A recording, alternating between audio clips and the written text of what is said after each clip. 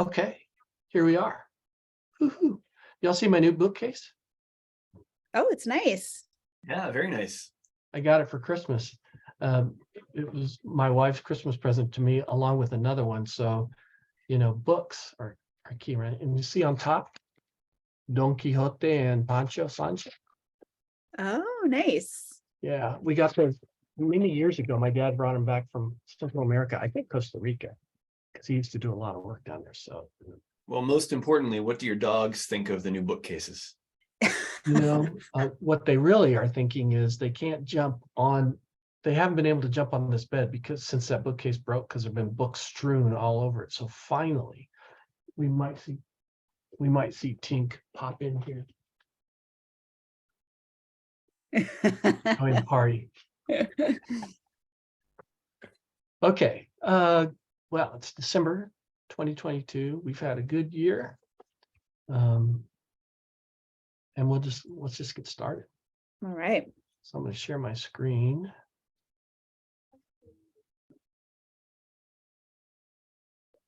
And so here we are, December 2022. Now I'm colorblind. I was hoping this was Christmas red. Does it look like Christmas red? It looks beautiful. Very Christmas red. Okay, good. I had to go through and look up the hex number. There's the hex number for Christmas red.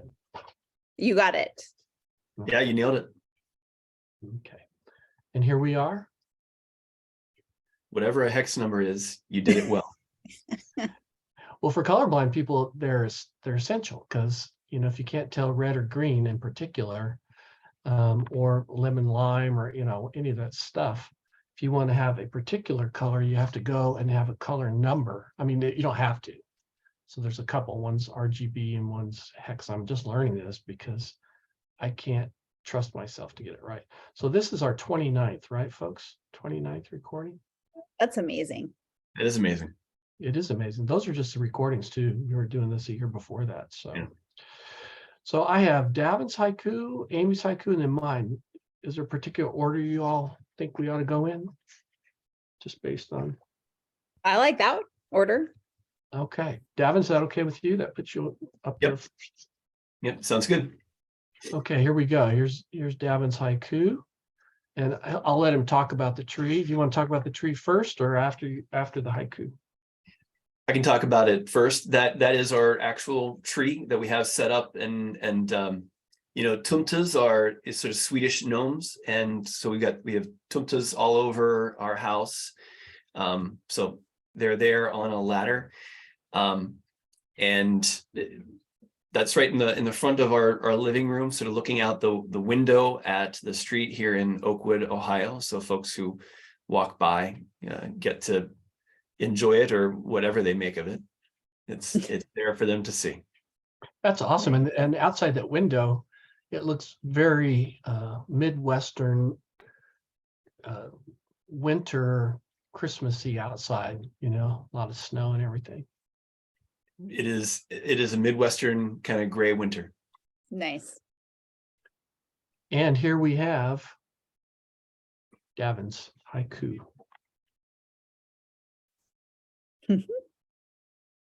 But he has to read it. I can't really tell you why it came out in threes this time. I was sitting there and looking at some of the decorations, and one of them had fa la la la la on it. And I sat there and I went, fa la la la la. Yeah, that's how I'm going to begin this. Aspects of Advent, and I think these all are. Fa la la la la, very cheerful syllables. Merry Christmas time. Will it rain or snow? Only Santa Claus might know, or the weatherman. Ornaments dangle, each telling family stories, celebrating love. All right. What do you want, Amy, me, or you? Doesn't matter. You can go. I will go. Reading Davin's haiku, actually 3 haikus written as stanzas. There's a name for this in haiku land, and I couldn't quickly remember it, where you actually stack haikus. We've done that before, and I like it. Immediately put me into the holiday spirit. It's been a while since I've gone Christmas caroling, but I started humming fa la la la la la la la fa la la la la la. I started humming it right there, you know. Many of the symbols we associate with this season, carols, Santa Claus, the weather outside, it might be frightful, and a beautiful Christmas tree, all brought a needed big sigh of relaxation and a happy smile. I really needed that during this busy, hectic, deadline-centered time. The ornaments that tell family stories symbolize all the stories that go with all these pieces of Christmas, and also the stories which surround other meaningful times of traditional celebration.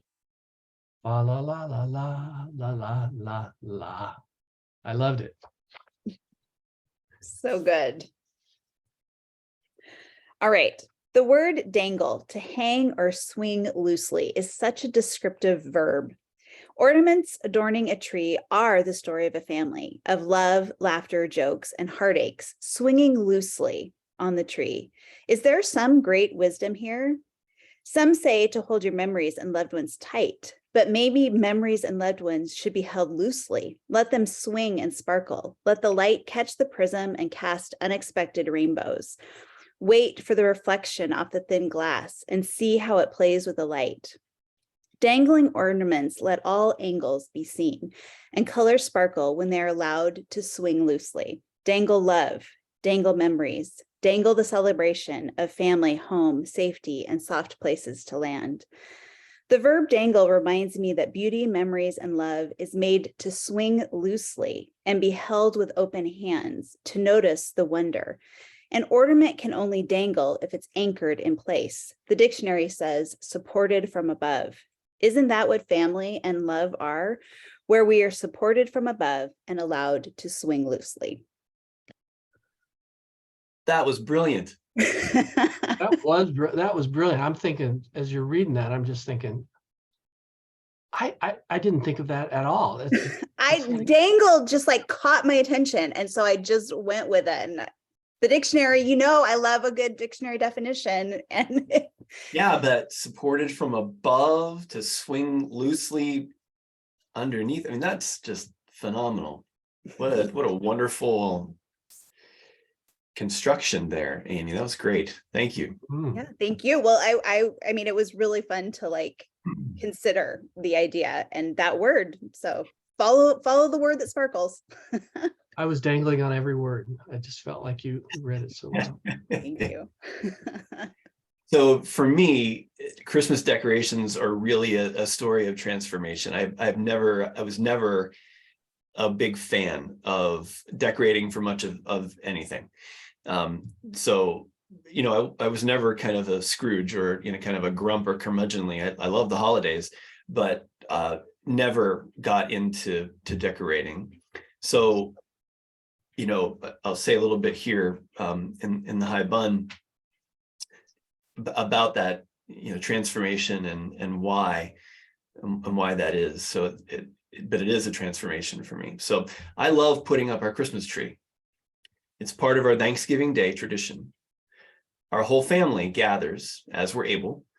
We extract the boxes of decorations and ornaments from the year-long slumber, and we transform our living room into a festive, colorful, memory-filled feast.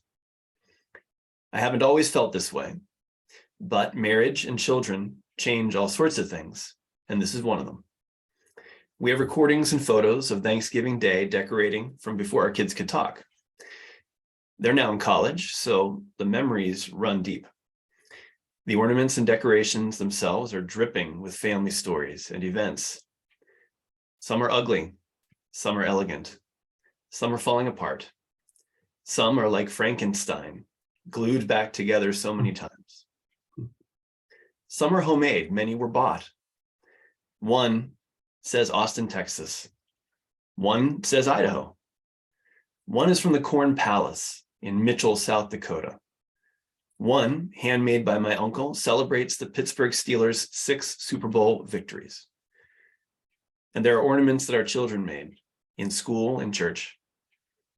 Each one tells a story, and the tree as a whole is an amazing reflection of our family and the lives we've lived and are living together, because we still get ornaments when we visit someplace and we give them as gifts. So whether it rains or snows, fa la la la la is a cheerful sound in our house. The season of Advent and Christmas is a celebration of anticipation and memory, and the wonderful things waiting for us in the future. I love that. So beautiful, really. It's such a hodgepodge of ornaments. You can see on the picture there, it's like some angles, it's like, well, is that ugly or is that pretty? And yeah, but it's wonderful. I imagine every family does this, but as we're putting it up on Thanksgiving Day, you pick up an ornament and you're like, I remember that. And I have ones from when I was a kid. So it's Story of a life, story of a family. It is, yeah. Yeah, as you mentioned, I think. Thank you. Yeah. Wow. That's beautiful. That's beautiful. So, Amy, you're next, huh? All right. Thank you, Davin. Thanks for sharing your real Christmas tree. That's cool. And the tumtas. Don't forget the tumtas. I love those. The what's this? The tumtas. They're Swedish gnomes. Oh, the gnomes, the Swedish gnomes. Yeah. They're so cute. I thought those were you on No Shave November, which I failed miserably this year. You had other things on your mind. Okay, look at this haiku by Amy. So before we do this, let's look at this. Oh, This is beautiful. So this is Amy's spiritual direction. And Amy, I also put it at the bottom. So we'll just have we'll have a kind of a continuing this up here. Oh, thank you. So that we'll always have that. But that's Amy's spiritual direction. Isn't that pretty? Is this your logo kind of thing? Yeah. Just a little. So you've got a real gift for design, Amy. Thank you. Great. No kidding. Wish maybe you should have your name here just so Oh yeah. people know it's not. No one wants spiritual direction from me. That's for sure. I don't know about that. I bet it would be good. I don't think so. Okay, here we are. This was my haiku. Pour boiling water through tea leaves, grown, picked, crushed, taste, aroma, peace. And let's just look at this picture for a second. So the picture captures that. So calming, isn't it? It is. Yeah. Wow. It feels like the morning, to me, I look at that and I think morning time, and well, I'm getting into high bun, aren't I? So yeah. Might as well go on. Would you like to start or you want me to? Sure, I'll start. As I sit here drinking my piping hot cup of coffee, Amy's haiku celebrates that other hot beverage. I blame my Scandinavian heritage for my love of the glorious bean and the brew it creates. Tea has never taken hold of my palate, though. Occasionally, I enjoy some exotically flavored green tea like ginger peach or some such, usually decaffeinated. But I always return to coffee. There is a romance to tea that has to be acknowledged, though. Amy's words bring to mind a craftsman-like quality about tea. The crushed leaves connect directly to the earth. They're cultivated and cared for before they nourish body and soul with, as Amy says, taste, aroma, and peace. The somatic connection between drinker and beverage is so much more than sated thirst. It is spiritual and meaningful, providing comfort in addition to hydration and energy. The romance of tea is also about transformation, the metamorphosis of sunshine, soil, and seed into plant, into leaves, into drink. Transformation signals potential, hope, agency, all central to the season of Advent and the kind of peace we continually seek. I love the connection you made to Advent, the whole thing. Like, I love it. You got where I was going with that. Amen. Thank you. No kidding. I'm not a tea drinker either. And yet when I do, it's too much work. When although this makes me want to do that kind of work, right? But I'm not much of a tea, have never been much of a tea drinker, but it just looks so just Peaceful. fulfilling to Yeah. do that. And you described that transformation so well. So I think that I hadn't thought about that, but it's so accurate. So two themes. Well, and the theme of transformation, yeah, between yours, who would have thought? Ornaments and tea. Who would have thunk it? Who would have thunk it? I've become interested in the topic of savoring lately, and I've just started collecting scholarly articles and even a scholarly book about it because I'm curious to see how savoring fits into human flourishing and living deeply. It was interesting to learn, and I'm just at the very first exploration here, that savoring is receiving that kind of attention. When I think of savoring, I think of slowly sipping a hot cup of rich coffee while reading a good novel, or lazily drinking a glass of wine with cheese and bread in a forest setting.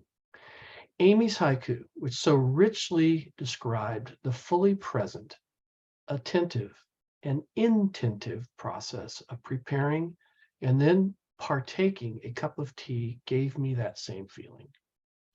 I relished Amy's haiku, and the photo of a steaming cup of tea with platter and spoon completed the imagery.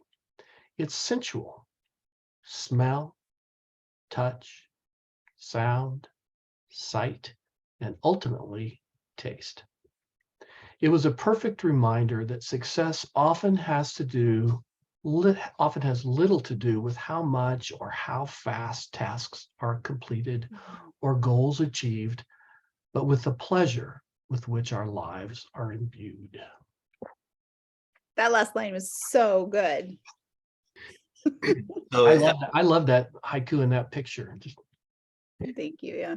and I hadn't quite thought of it this way, but it does engage so many of our senses, the way you described it as a sensual thing, and it didn't. Yeah, I mean, it can engage all of our senses. Well, it's so funny because I'll have to tell you how that haiku came to be. So this is my haibun. This haiku came about from a centering practice with a group of spiritual directors. 5, 4, 3, 2, 1 grounding technique invites people in moments of anxiety to center themselves by noticing 5 things seen, 4 things heard, 3 things felt, 2 things smelled, and 1 thing tasted. My list of what my senses were experiencing, I used as a haiku prompt. I could smell the tea and taste the tea during the exercise. I could see it and feel the warm cup in my hands too. It was a tea-full moment. I thought about how the tea only became tea in my cup with me at that moment because it had been planted, tended, picked, dried, crushed, packaged, shipped, stocked, bought, and brewed. Those leaves, warm in my hands, gently tickling my nose and lingering on my tongue, represented connection, a reminder of how small and connected we are. I was sipping my tea alone at my desk, and yet, when I paused to trace its path, there were echoes of so many other hands, hearts, and souls joining me for my cuppa. Wow. Nice. What a great exercise too. Yeah. Yeah, it was funny. We were supposed to write a prayer after it, but I was like, obviously, this is a haiku prompt. So.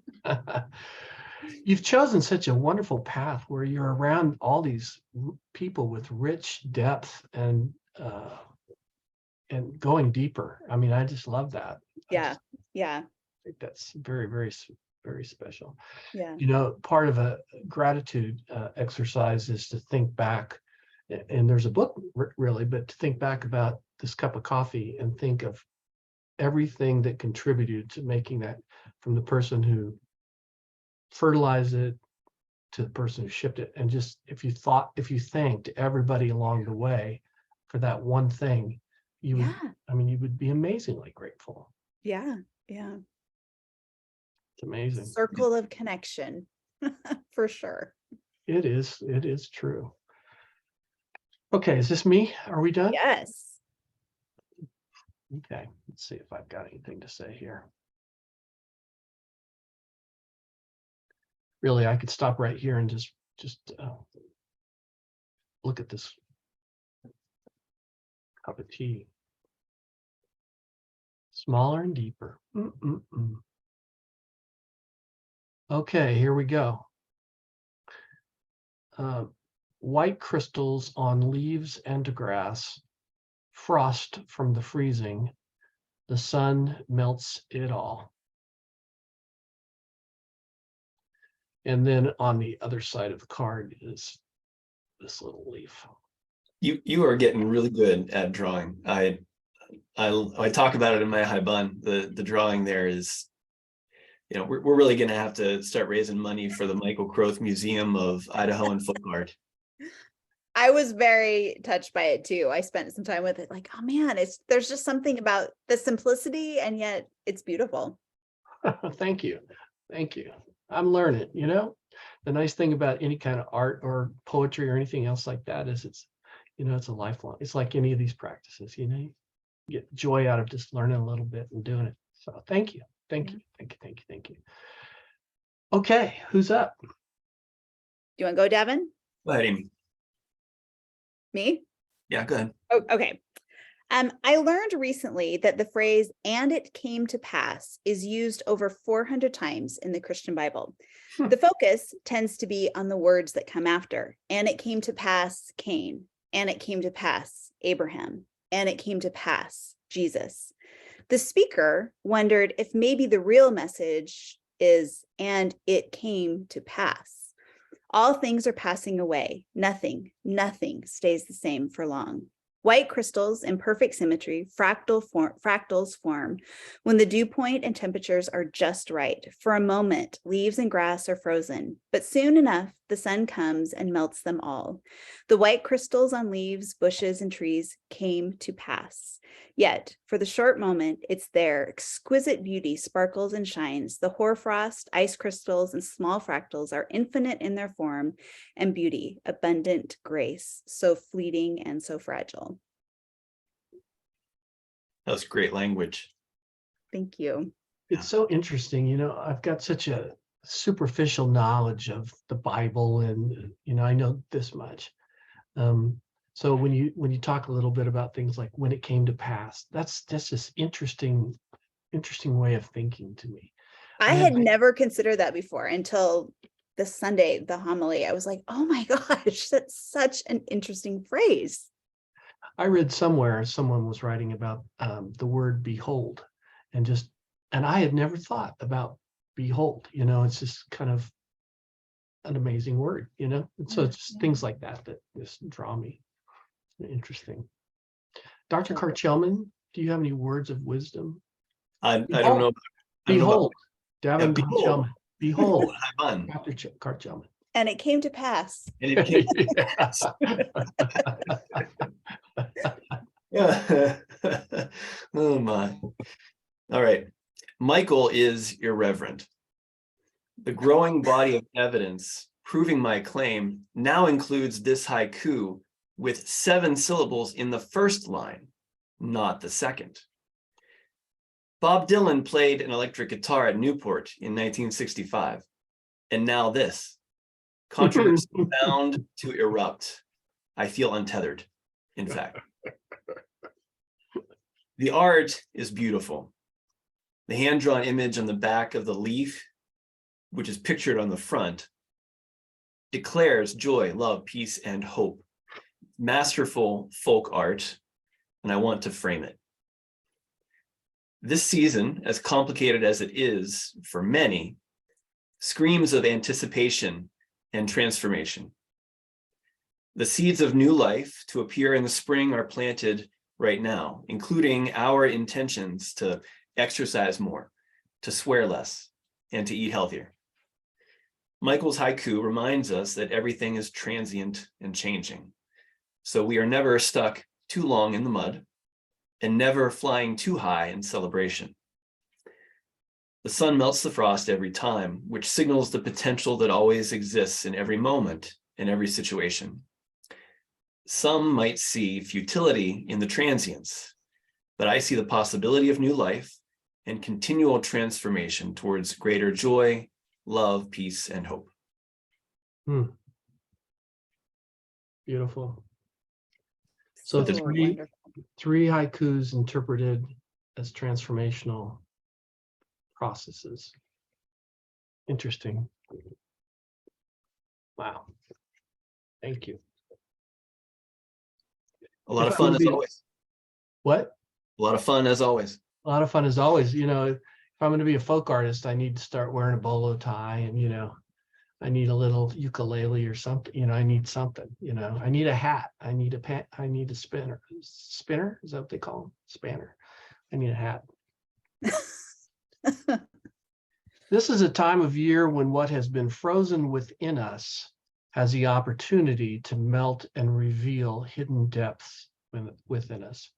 And even though our exteriors may show beauty with our clothes, makeup, haircuts, jewelry, and also smiles and hugs and laughs, sometimes it's cold inside our heart and soul. The beautiful fall winter time, when the leaves fall, when the frost and ultimately snow arrive, is a time of transition. During this time, which leads to even colder weather, our winter, the doors open to receive the gifts of anticipation, joy, hope, peace, love, that lead to the warmth of new birth, new beginnings, and also rebirth and deeper continuings. The snow will come again, the frost greet most mornings for a while, but once the heart and soul are spirit warmed, perhaps strangely warmed as John Wesley experienced, the fire burns within. Beautiful. Very nice. Very nice. Always so much depth in these 17 syllables. Yeah, you Well, know, when I wrote my haiku, I finished it and I thought, you know, it'll just be so interesting to see, you know, what the two of you pull out of it. Because I didn't think of it as very deep at the time, you know, and just the way we unpack it is pretty powerful. what could be deeper than family history and family ornaments and traditions and rituals and all that? And just the theme of transformation and of all things changing and melting and unfolding. So interesting. Yeah.